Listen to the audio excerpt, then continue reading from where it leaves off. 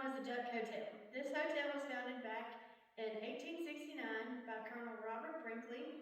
He named it after his friend George Peabody, who was a wealthy philanthropist.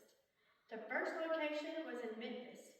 Although the Peabody has seen some devastating times, it still remains open to this day. The Peabody became the most popular hangout spot for the city's elite and visitors.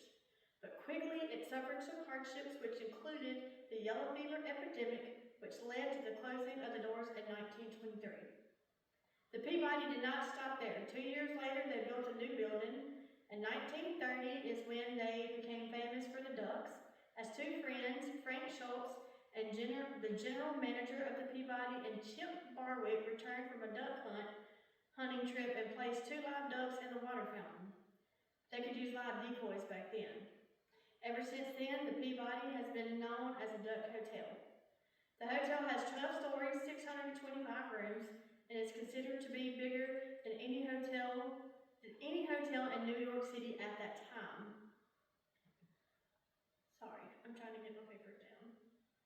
In the 30s and 40s and 50s, the rooftop Skyway Ballroom was a major venue for the big bands such as Tommy Dorsey, Harry James. This hotel was one of only 3 that was broadcasted on the CBS radio.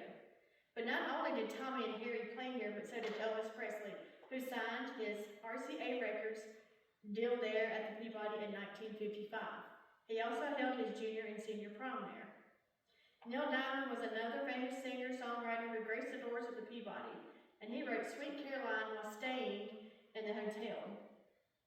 They have so many others that have stopped by, like Jerry Lee Lewis, Johnny Cash, and Carl Perkins. The Peabody Hotel is still open to this day. They have 5 North American mallards that work for 3 months and then let back into the wild to live their best lives. They even have their own little house on top of the Peabody. They have had only 4 duck masters since the day the ducks started. The original duck master held his job for over 50 years until he retired. I'm going to leave you with a little fun fact about the Peabody Hotel before I go.